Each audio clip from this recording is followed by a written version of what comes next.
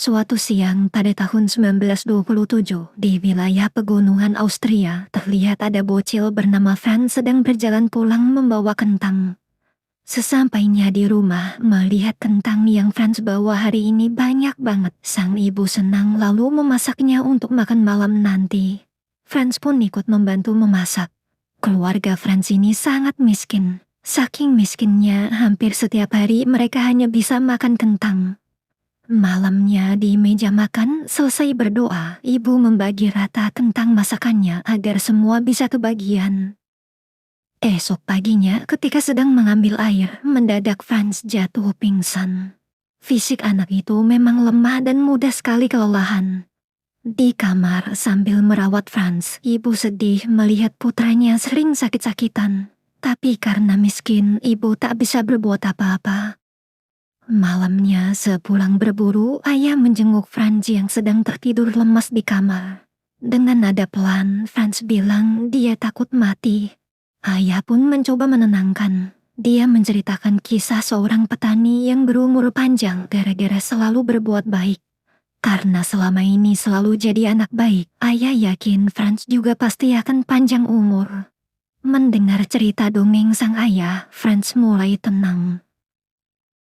Esok hari saat kondisinya membaik, Franz membantu ayah mengasah tombak kayu untuk berburu. Tak lama kemudian ada seorang pemilik lahan pertanian besar dari luar kota datang. Setelah ngobrol dengan ayah, si pemilik pertanian menghampiri Franz. Ia memberi coklat lalu mengajak ikut bekerja di ladangnya. Mendengar kalimat itu, karena sadar dia telah dijual, Franz berontak lari ke ayah. Namun sekeras apapun Franz memohon mau tinggal bersama ibu dan ayah tetap menyerahkannya ke si pemilik pertanian. Meski berat, tapi ini semua ayah lakukan demi kebaikan anaknya. Di sana nanti Franz bisa dapat pendidikan, pengobatan gratis, serta makanan yang lebih enak. Masa depan putranya pasti terjamin. Saat dibawa pergi, Franz kecil hanya bisa menangis pasrah. 10 tahun kemudian, terlihat Franz kini telah tumbuh dewasa. Ia juga sudah diberi kebebasan oleh si pemilik pertanian untuk berhenti bekerja di ladang dan hidup mandiri. Sekarang Franz tak punya rumah, tak punya pekerjaan. Pagi itu di kota, ketika sedang mencari kerja, Franz melihat ada pendaftaran militer untuk warga sipil Austria. Karena tak punya pilihan lain, demi bisa bertahan hidup, Franz pun mendaftar. Selesai mengisi formulir, dia bersama pendaftar lainnya berangkat ke kamp pelatihan. 1 bulan kemudian, setelah pelatihan militer selesai, Franz dipasangkan dengan seorang tentara bernama Tony. Mereka diberi tugas menjaga perbatasan Austria dan Jerman di wilayah pegunungan. Pada masa itu, Nazi Jerman sedang sangat berambisi memperluas wilayah. Wie ist das? Was nicht?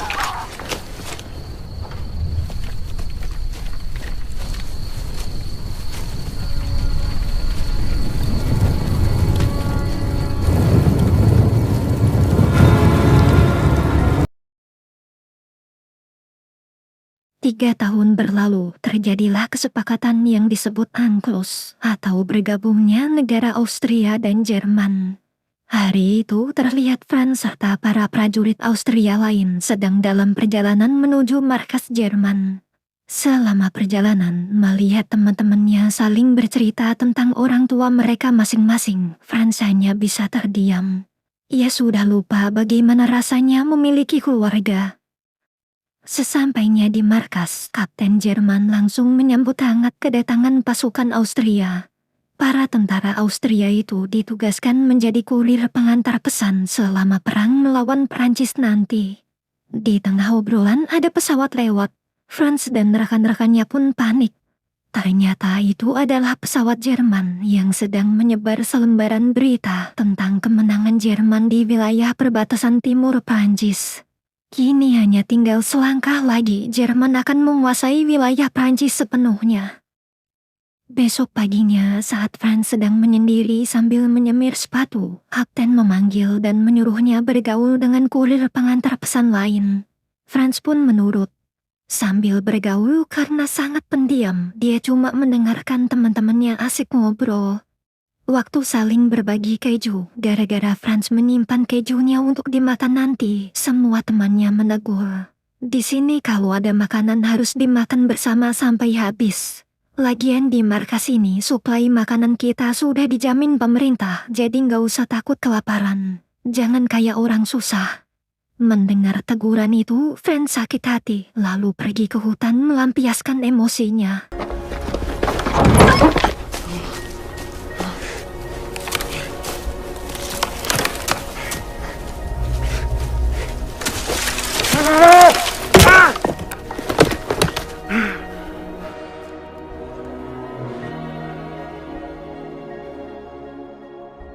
Setelah tenang, Franz melihat ada seekor rubah kecil merintih kesakitan karena kakinya terluka.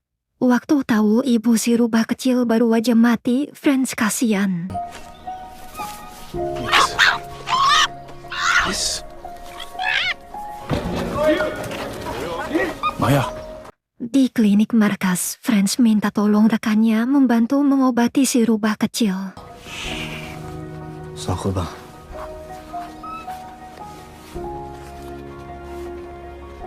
Ihr macht es. Was? Saat sedang diobati, Kapten memanggil seluruh pasukan untuk segera berkumpul. Franz pun meninggalkan si rubah kecil di klinik. Selama berbaris, Kapten mengumumkan bahwa besok subuh kita akan memulai penyerangan ke Prancis.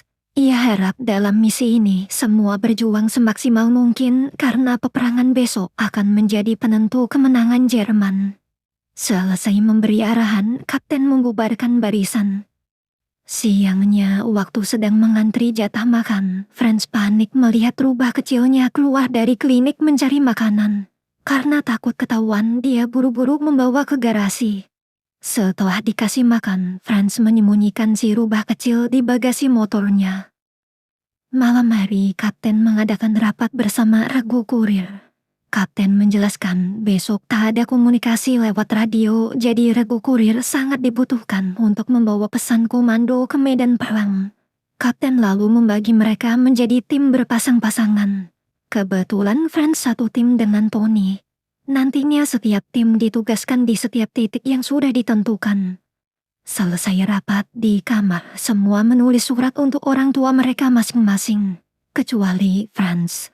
Meski jauh di lubuk hati terdalam sangat rindu, namun dia masih belum bisa memaafkan ayahnya. Sebelum tidur, Franz memeriksa kondisi si rubah kecil yang sedang tidur pulas. Subuh-subuh di garasi, waktu Franz ingin berangkat ke medan perang, temannya memberitahu kalau tadi dia menemukan seekor rubah kecil sembunyi di bagasi motor Franz. Jadi dia mengeluarkan dan mengusirnya ke hutan. Franz pun panik. Meski sudah harus segera berangkat ke medan perang, Franz nekat pergi mencari ke hutan. Oh, makin Freitag stehen geblieben!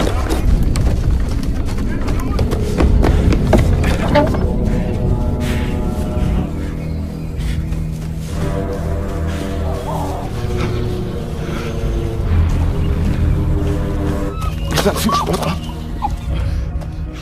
Beruntung si rubah kecil ketemu. Saat kembali, karena cuma tinggal Franz yang masih belum berangkat, dia dimarahi dan disuruh buru-buru menyusul.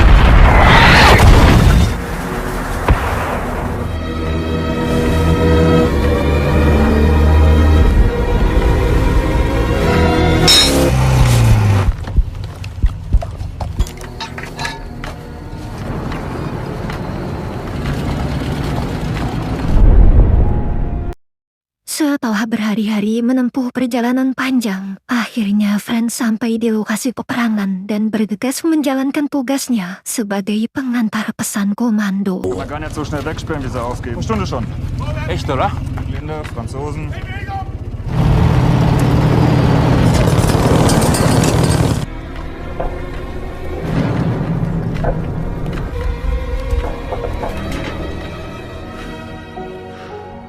Setiap kali istirahat, Franz selalu menyendiri di pinggir danau. Di sana dia merasa benar-benar damai. Untuk sesaat, trauma perangnya seakan hilang. Dia juga menyempatkan diri bermain bersama si rubah kecil.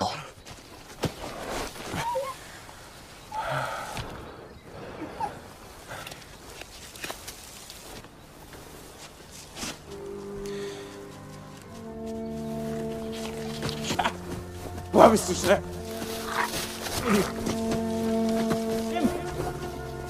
Komm, Gummi!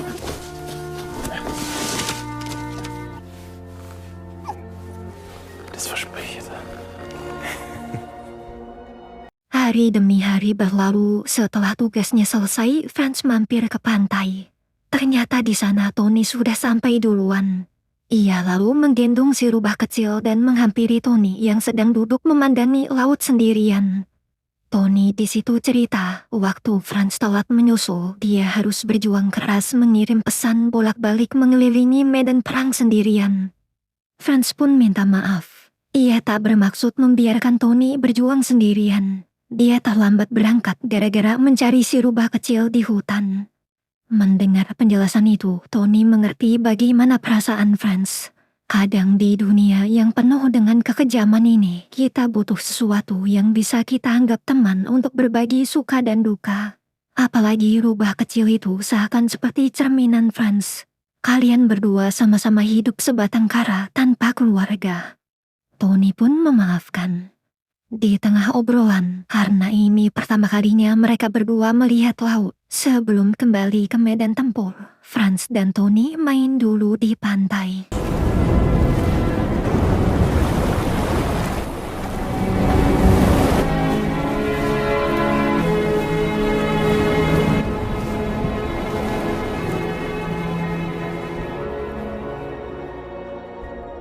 Empat minggu kemudian, ketika perang berakhir, pagi-pagi semua prajurit berkumpul di suatu aula di Prancis untuk mendengarkan siaran radio tentang berita terbaru kemenangan Jerman atas Prancis. Dalam siaran radio itu, terdengar bahwa kini Jerman sudah berhasil menguasai seluruh wilayah Prancis. Semua pun bersorak. Untuk merayakan kemenangan, Kapten bilang mulai besok kita akan libur selama beberapa hari. Dengan gembira, para prajurit bernyanyi dan berpesta bersama.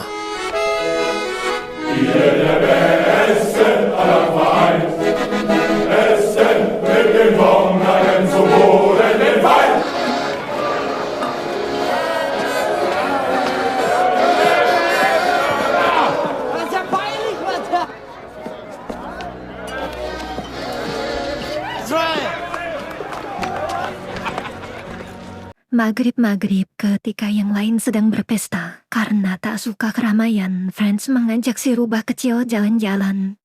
Saat sampai di depan rumah warga Prancis, tiba-tiba si rubah menyerang ayam peliharaan pemilik rumah.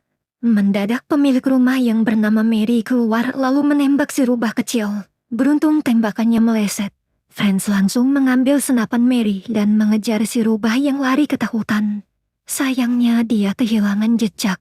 Karena khawatir, Franz memutuskan menunggu di depan rumah Mary sampai rubahnya kembali. Keesokan paginya, si rubah kembali.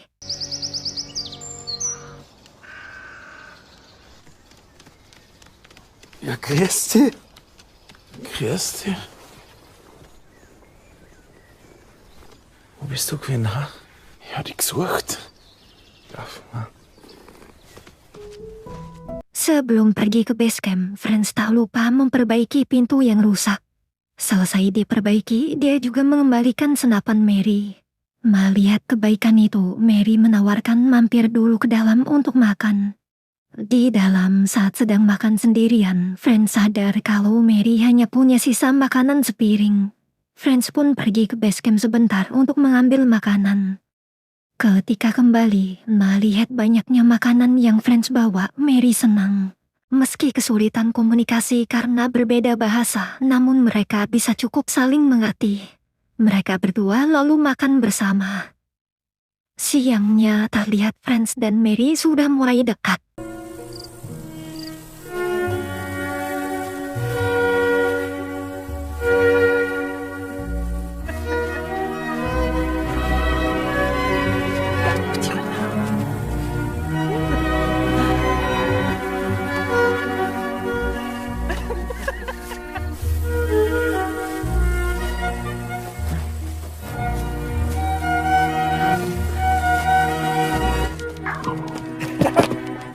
Woi, war das gut. Kim? Ja! Ja, Kim, schlein die! Da. Wisst ihr? Waktu lagi main sama si rubah kecil, Mary menyarankan daripada ketahuan atasan dan jadi masalah, lebih baik Franz melepasnya ke hutan. Sampai kapan mau terus dipelihara? Meski berat karena si rubah kecil sudah dianggap seperti keluarga sendiri, namun dia tetap hewan liar yang harus hidup bebas. Mendengar itu, Franz terdiam merenung. Malamnya, waktu menginap di rumah Mary, Franz mencoba memaafkan masa lalunya. Ia mulai menulis surat untuk sang ayah. Dalam surat itu, Franz mengungkapkan seluruh isi hatinya. Meski masih sakit hati, namun dia juga sangat rindu. Sudah bertahun-tahun lamanya dia tak pernah tahu kabar ayah dan ibu. Ia harap suatu saat nanti mereka masih punya kesempatan untuk berkumpul bersama lagi. Selesai menulis surat, Franz dilema.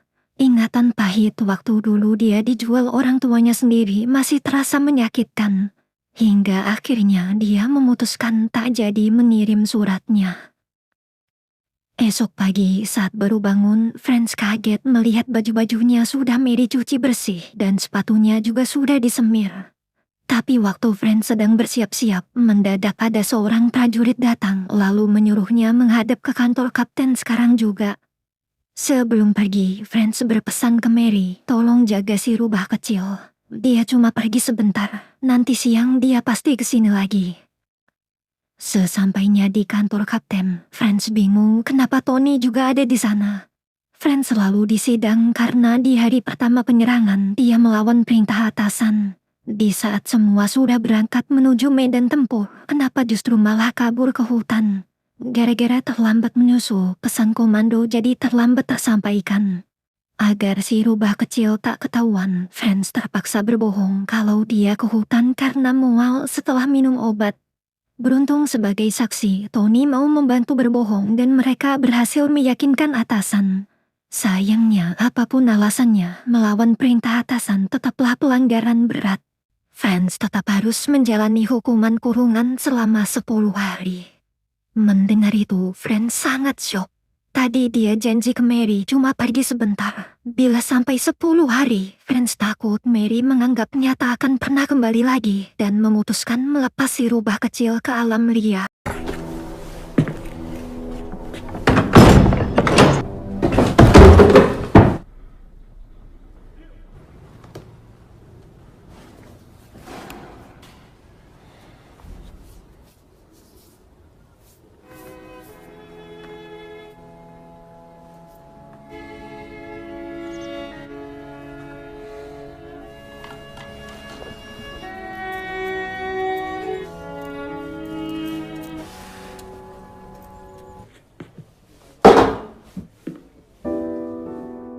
10 hari berlalu, Franz akhirnya dibebaskan. Franz pun langsung ke rumah Mary. Beruntung Mary masih merawat si rubah kecil dengan baik. Christi. Oh, Christi.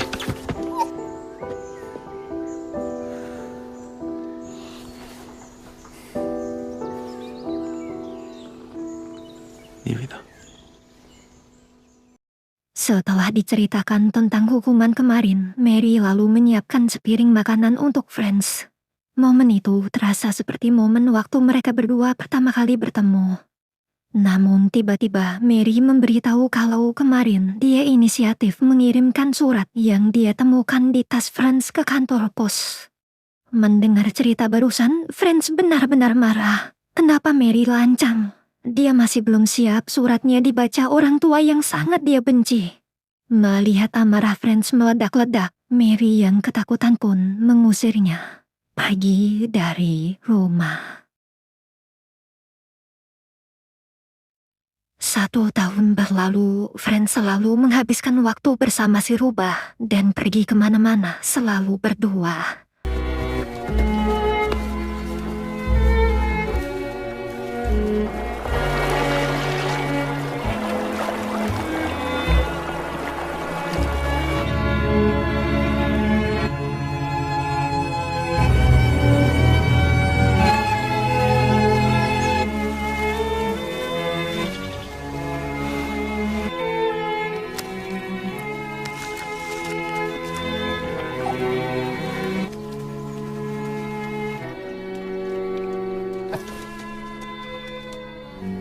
Am Ende geht's ja heim. Hingga suatu hari, seluruh prajurit dapat perintah dadakan. Mereka semua disuruh naik ke mobil untuk pindah tugas ke wilayah lain. Dalam mobil, di saat rekan-rekannya asik bercanda, Franz hanya terdiam was-was takut si rubah ketahuan atasan. Tak lama kemudian, kapten datang menyapa. Anehnya waktu ditanya kita semua mau ditugaskan kemana, kapten tak menjawab. Karena tak ada yang tahu, Franz serta rekan-rekannya mengira perang telah berakhir dan mereka pasti akan pulang ke Jerman. Irgendwas mit meinen Geschwister. Schulschuhwurst, Zweisackreis, auf die Fahrt durch, nur ein schlechter Burg. Aus der Borseuche, auf die Tafel, Namun saat mobil berhenti untuk istirahat, Franz merasa aneh kenapa perjalanannya jauh banget dan arahnya juga bukan ke arah pulang. Ketika dia bertanya ke kapten, barulah kapten memberitahu kalau kita semua akan pergi menuju Moskow untuk ikut maju bertempur ke garis depan melawan Uni Soviet. Mendengar itu, Franz kaget. Waktu melanjutkan perjalanan, Franz terus merenung. Di tugas sebelumnya, yang hanya menjadi kurir pembawa pesan, dia masih bisa menjaga dan merawat si rubah. Tapi di tugas kali ini, karena harus maju berperang di garis depan melawan negara sekuat Uni Soviet, bila nanti dia gugur, dia khawatir bagaimana nasib si rubah. Hingga akhirnya, ketika mobil berhenti untuk istirahat, Franz memutuskan untuk melepaskan si rubah yang sangat dia sayangi itu ke alam bebas.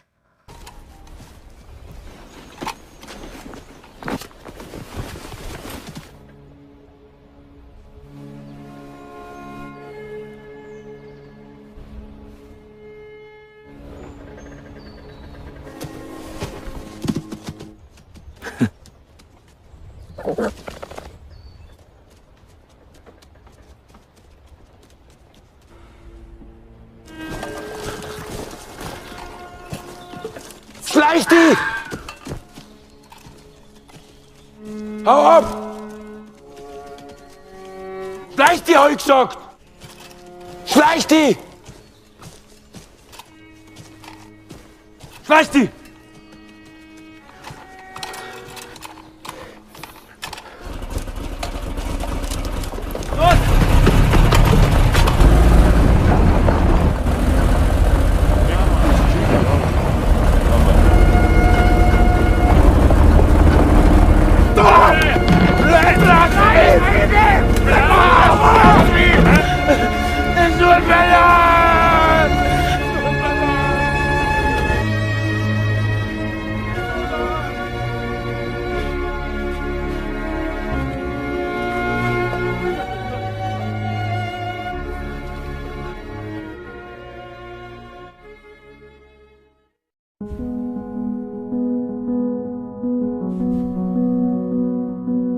Lima tahun kemudian, pada tahun 1946, setelah Perang Dunia II berakhir, terlihat Franz masih hidup dan bisa pulang dengan selamat.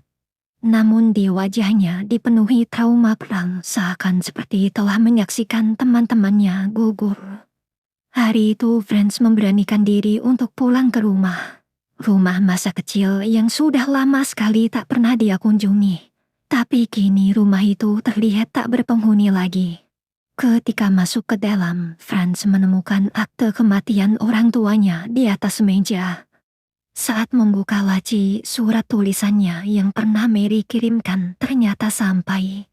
Anehnya, kenapa di situ juga ada kumpulan kertas coretan tangan ayahnya. Setelah membaca lembaran demi lembaran kertas itu, Franz baru sadar ternyata selama ini sang ayah yang buta huruf berusaha keras belajar baca tulis demi bisa membalas surat dari Franz. Sayangnya sebelum sempat mengirimkan suratnya, ayah meninggal dunia.